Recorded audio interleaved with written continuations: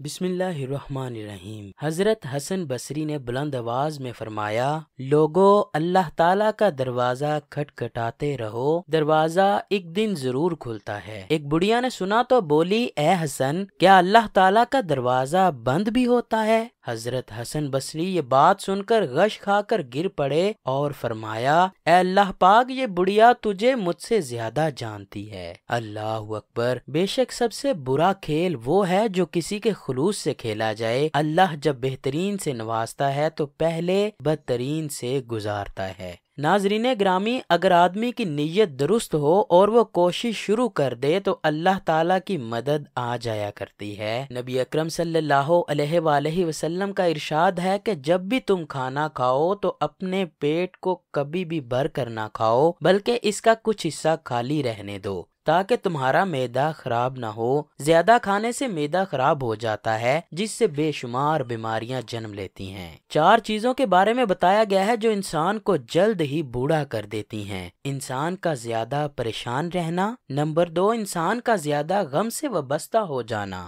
Number 3 انسان کا کئی دن تک بھوک برداشت کرنا، انسان کا رات گئے تک جاگنا۔ 4 چیزیں ایسی بتائی گئی ہیں جس پر عمل کرنے سے انسان کے چہرہ مبارک پر رونق اور نور آ جاتا ہے۔ وہ 4 چیزیں اس طرح ہیں: پرہیزگاری، انسان کا دوسرے کے ساتھ وفاداری کرنا، انسان کا رحم دل ہونا، بغیر مانگے حاجت مند کی ضرورت پوری کرنا۔ اسی طرح رسول اکرم صلی اللہ علیہ وآلہ وسلم نے فرمایا کہ 4 چیزیں ایسی ہیں جو انسان کو بد قسمت بنا دیتی ہیں۔ نمبر 1، جب انسان کو اللہ تعالیٰ کے خوف سے آگاہ کیا جائے تو اس کی آنکھوں سے آنسو نہ آئیں۔ بے شک ہر انسان کو ہر وقت اللہ کے خوف میں مبتلا رہنا چاہیے، بھلا اس سے بڑی بھی کوئی بد نصیبی ہو سکتی ہے کہ جب انسان اللہ سے ڈرنا بند کر دے اور اتنا بے خوف ہو جائے کہ اس کی آنکھوں سے آنسو بھی نہ ٹپکیں۔ نمبر 2، انسان کا سخت دل ہو جانا، یعنی دوسروں کی مجبوری سمجھے بغیر اپنی بات کو منوانا، اور اتنا تنگ دل اور سخت دل ہو جانا کہ کسی کے لیے بھی نرم گوشہ نہ رہے۔ بڑا ہی بد نصیب ہوتا ہے وہ شخص جو اپنے گھر والوں کے لیے ہی سخت دل ہو جاتا ہے۔ نمبر 3، انسان کا لمبی امیدوں سے وابستہ ہونا، یعنی کہ انسان یہ بات کہے کہ میں فلاں آنے والے سال میں یہ کام کروں گا جس سے میری دنیا سنور جائے گی۔ وہ یہ بات بلا کر ایسی باتیں کرتا ہے کہ اس کو موت بھی آنی ہے، کیا پتا کب اللہ تعالیٰ کی طرف سے بلاوا آ جائے۔ انسان ہر وقت لمبی امیدوں سے جڑا رہتا ہے۔ نمبر 4، انسان کو دنیا کی لالچ سے چھٹکارا نہ ملنا۔ جیسا کہ آج کل ہو رہا ہے کہ ہم دولت کمانے میں لگے ہوئے ہیں، ہم کو آخرت کے بارے میں کوئی فکر نہیں کہ ہم نے ایک نہ ایک دن مر جانا ہے اور وہاں جا کر حساب دینا ہے۔ حضرت حذیفہ رضی اللہ تعالیٰ عنہ سے مروی ہے کہ رسول کریم نے فرمایا کہ جب ایک شخص کا اپنے خالق حقیقی سے ملنے کا وقت آیا تو اس نے مایوسی کی حالت میں اپنے رشتہ داروں کو اکٹھا کیا اور کہا کہ میں مرنے کے قریب ہوں، میری لاش کو لکڑیوں سے اتنا جلانا کہ میرے جسم کا ریزہ سڑ کر سوا ہو جائے، اور پھر ان ذروں کو تیز آندھی میں اڑا دینا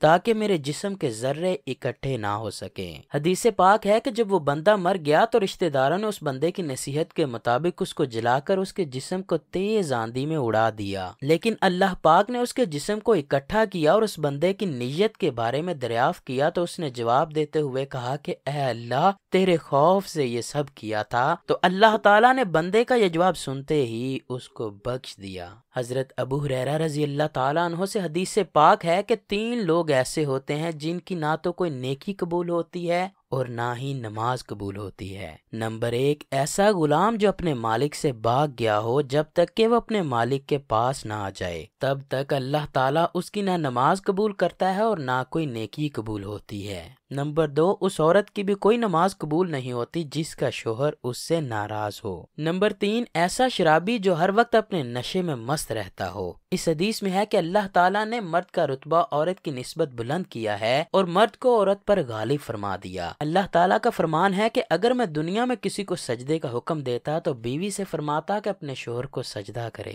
نبی کریم صلی اللہ علیہ وآلہ وسلم کا فرمان ہے کہ عورت کے لیے اس کا شوہر دوزخ اور جنت ہے۔ وہ اپنے شوہر کو راضی کر کے جنت میں اعلیٰ مقام حاصل کر سکتی ہے اور اپنے شوہر کو ناراض کر کے دوزخ کی حقدار بھی بن سکتی ہے۔ اللہ تعالیٰ نے مرد کو اتنا بڑا درجہ عطا کیا کہ عورت کس طرح اپنے خاوند کو ناراض کر سکتی ہے۔ اگر ناراض کرے گی تو اپنی جنت کو ٹھکرا کر جہنم میں اپنا ٹھکانہ بنائے گی۔ نبی کریم صلی اللہ علیہ وآلہ وسلم نے فرمایا کہ خدا نے 3 آدمیوں کا گھر جنت میں بنایا ہے۔ نمبر 1، ایسا انسان جو حق پر ہوتے ہوئے بھی اللہ تعالیٰ کی رضا حاصل کرنے کے لیے دوسرے بندے سے جھگڑا ختم کر دے۔ نمبر 2، ایسا انسان جو اپنے دوستوں سے مذاق کرتے ہوئے بھی جھوٹ کے پاس نہ جائے۔ نمبر 3، ایسا انسان جس کے اخلاق اچھے ہوں۔ حضرت سیدنا امامہ رضی اللہ تعالیٰ عنہ نبی اکرم صلی اللہ علیہ وآلہ وسلم سے حدیث پاک اس طرح بیان فرماتے ہیں کہ اللہ تعالیٰ نے ایسے بندوں کا گھر جنت کے بالکل درمیان میں بنا رکھا ہے جو حق پر ہوتے ہوئے بھی دوسروں سے لڑائی جھگڑا نہیں کرتے بلکہ سب کچھ اللہ تعالیٰ پر چھوڑ دیتے ہیں۔ اللہ تعالیٰ بہتر کرنے والا ہے۔ ایسا شخص جو دوسرے کے ساتھ مذاق کرتے ہوئے بھی جھوٹ نہ بولے، ایسے انسان کا گھر بھی جنت کے وسط میں تعمیر کیا جاتا ہے جو اچھے اخلاق کا دامن ہاتھ سے نہیں جانے دیتا۔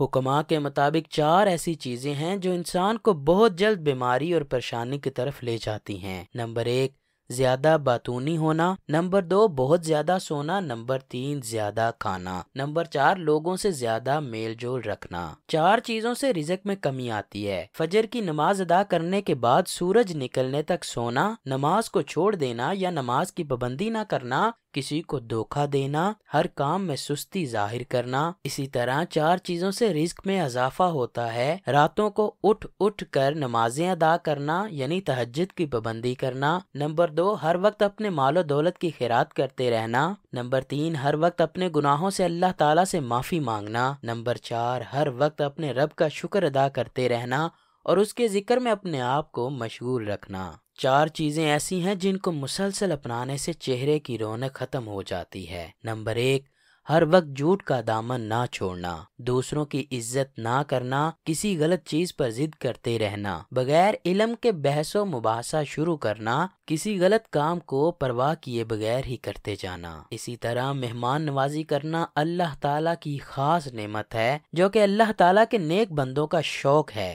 دین اسلام میں مہمان نوازی کو بڑے ثواب سے نوازا گیا ہے۔ نبی اکرم صلی اللہ علیہ وآلہ وسلم نے مہمان نوازی کرنے والے کے بارے میں فرمایا کہ اس کو بڑی تاکیدیں فرمائی گئی ہیں۔ نبی اکرم نے فرمایا کہ جو آخرت کے دن پر یقین رکھتا ہو تو اس کو مہمان کی خوب خدمت کرتے ہوئے اس کا حق ادا کرنے میں کوئی کسر نہیں چھوڑنی چاہیے۔ پوچھا گیا کہ مہمان کا حق کیا ہے جو ہم ادا کر سکیں؟ فرمایا 1 دن اور 1 رات اور ضیافت 3 دن کے لیے ہے، اس کے بعد صدقہ و خیرات ہے۔ مسلم شریف کی ایک حدیث میں ہے کہ کسی مسلمان کو یہ حق حاصل نہیں کہ وہ اپنے مسلمان بھائی کے گھر اتنے دن رہے کہ اس کو گناہگار کر جائے۔ صحابہ اکرام نے پوچھا کہ اے اللہ کے رسول صلی اللہ علیہ وآلہ وسلم، وہ مہمان کسی مسلمان بھائی کو گناہگار کیسے کر سکتا ہے؟ اس کا جواب دیتے ہوئے نبی اکرم صلی اللہ علیہ وآلہ وسلم نے فرمایا، ایک مہمان اس کے پاس اتنے دن رہے کہ اس کے پاس مہمان کو کھلانے کے لیے کچھ باقی نہ رہے۔ اللہ تعالیٰ سے دعا ہے کہ وہ ہمیں شیطان کے شر سے محفوظ رکھے اور نبی کریم صلی اللہ علیہ وآلہ وسلم کی سنتوں پر عمل پیرا ہونے کی توفیق عطا فرمائے۔ آمین ثم آمین۔